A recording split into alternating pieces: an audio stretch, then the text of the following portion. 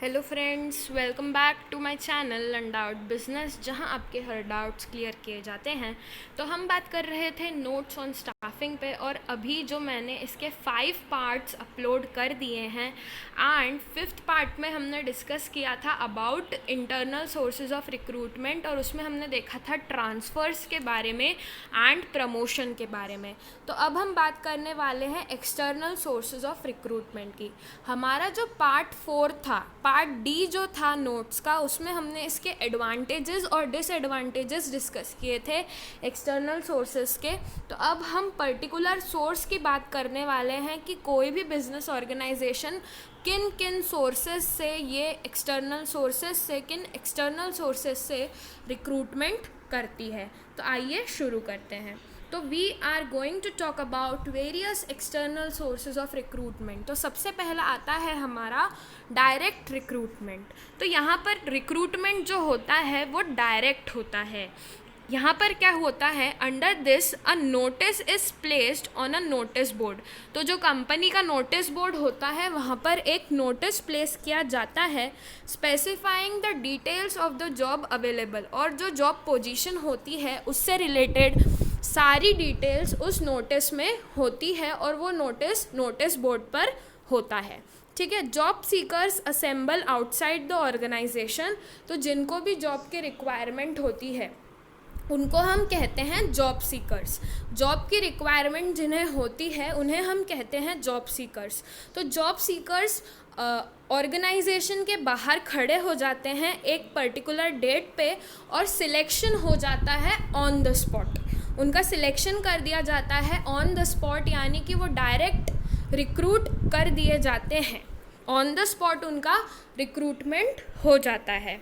These are known as casual workers. तो यहाँ पर इन्हें क्या कहा जाता है, कैजुअल वर्कर्स, जिनका डायरेक्ट रिक्रूटमेंट होता है।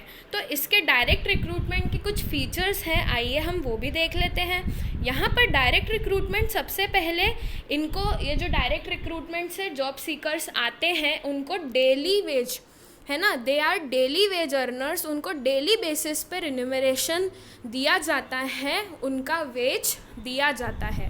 ठीक है।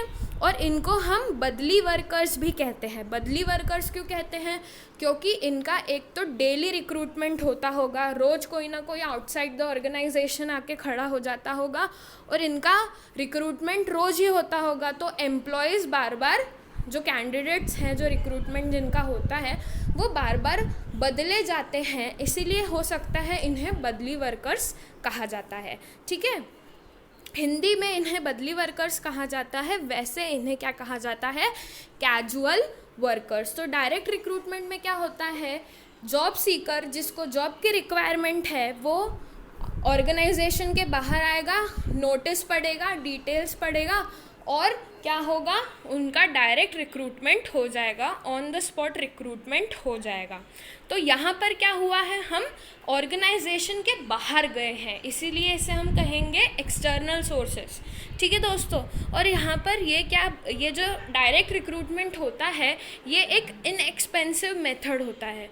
जो भी कॉस्ट लगती है वो सिर्फ नोटिस के प्रिंट होने की लगती है। ठीक है। और कोई भी कॉस्ट अलग से नहीं लगती। It is not expensive, it is inexpensive method of recruitment.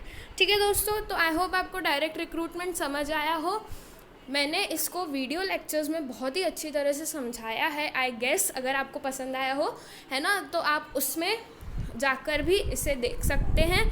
अभी हम कर रहे हैं सिर्फ रिविजन। सो आई होप आपको फर्स्ट समझ आया है डायरेक्ट रिक्रूटमेंट।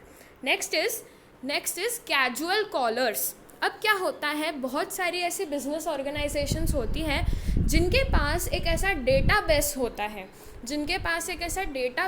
है, और उसमें क्या होता है, सारी कैंडिडेट्स की इंफॉर्मेशन होती है जो कि जिनको अब तक जॉब नहीं मिली है।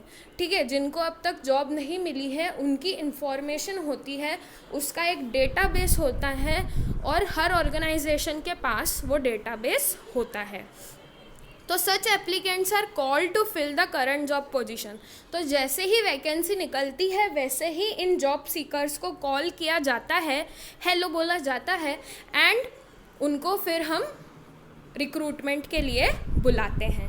ठीक है, तो कैजुअल कॉलर्स यानी कि यहाँ पर क्या होता है, एक डेटाबेस होता है जॉब सीकर्स का। जब भी ऑर्गेनाइजेशन को रिक्वायरमेंट लगेगी, जॉब पोजीशन होगी, तब क्या होगा, इन्हें कॉल कर दिया जाएगा।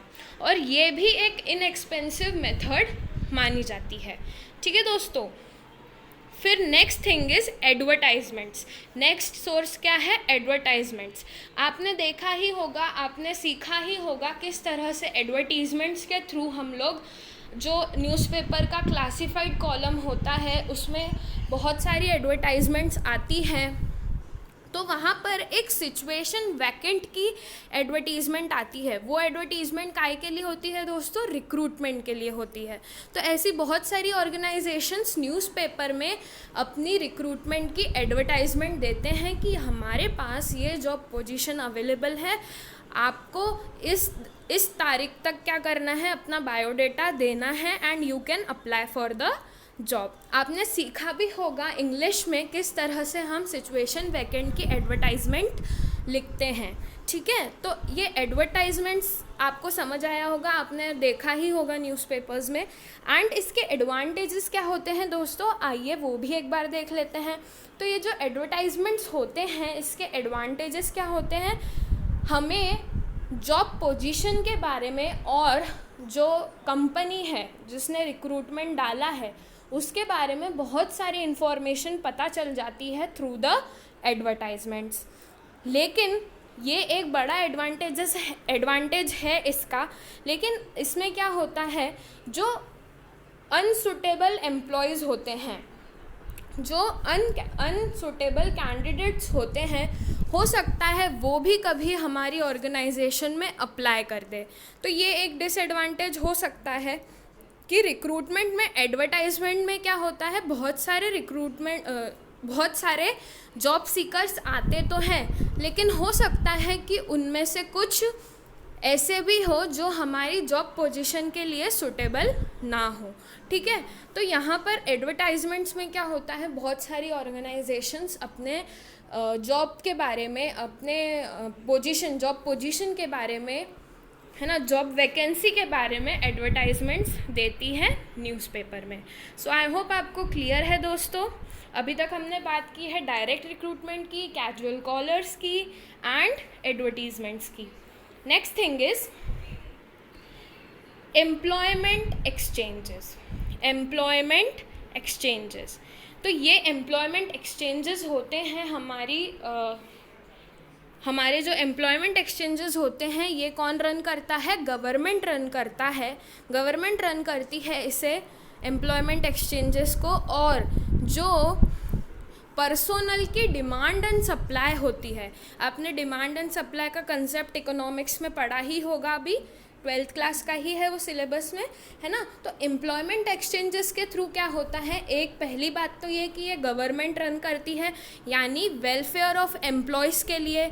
तो यहाँ पर क्या होता है, वेलफेयर ऑफ पीपल के लिए गवर्नमेंट एम्प्लॉयमेंट एक्सचेंजेस रन करती है।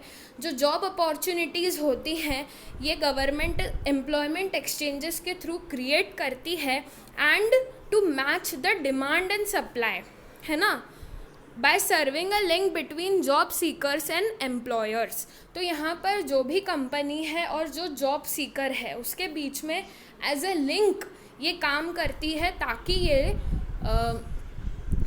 एम्प्लॉयमेंट प्रोवाइड करा सके और डिमांड एंड सप्लाई को मैच करा सके।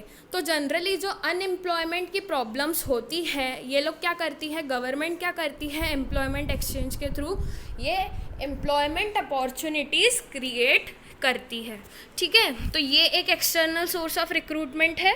Second is placement agencies and management consultants. आपने बहुत सारी ऐसी एजेंसीज़ देखी होंगी, ऐसी मैनेजमेंट कंसल्टेंसीज़ देखी होगी जो रिक्रूटमेंट का काम करती है। ये भी सेम काम करती है, लेकिन इसमें ये बात होती है कि यहाँ पर जनरली प्राइवेट सेक्टर, ये जो प्लेसमेंट एजेंसीज़ होती हैं, ये गवर्नमेंट रन नहीं करती, जनरली ये प्राइवेट होती हैं। एंड यहाँ पर भी सेम काम होता है, इनके पास एक लार्ज डेटाबेस होता है जॉब सीकर्स का, और जब भी ऑर्गेनाइजेशन के और किसी भी ऑर्गेनाइजेशन में जॉब वैकेंसी आएगी तो क्या होगा, कैंडिडेट को वो रेफ़र करेंगे प्लेसमेंट एजेंसी। और ये जो एजेंसीज़ होती हैं ये अपनी सर्विस प्रोवाइड कराने के लिए फ़ीस भी चार्ज करती है कोई ना कोई, ठीक है। सो अभी हमने, आई होप आपको ये क्लियर है दोस्तों। एम्प्लॉयमेंट एक्सचेंजेस कौन रन करता है, गवर्नमेंट रन करती है to match the demand and supply, है ना। And placement agencies private sector generally run करती है एंड अपनी सर्विसेज के लिए वो फीस भी चार्ज करती है, और एज एम्प्लॉयमेंट एक्सचेंज वो भी यही काम करती है to match the demand and supply of personnel, ठीक है दोस्तों। तो अभी हमने इस वीडियो में बात की है about direct recruitment, about casual callers, about advertisements, about employment exchanges, about placement agencies. So जो आगे के और एक्सटर्नल सोर्सेज हैं हमारे पास वो हम आगे वाले वीडियो में डिस्कस कर लेंगे। So thanks for watching my video. Please like, comment, share and subscribe to my channel undoubt business for more videos, your one and only doubt clearing station. Thanks for watching.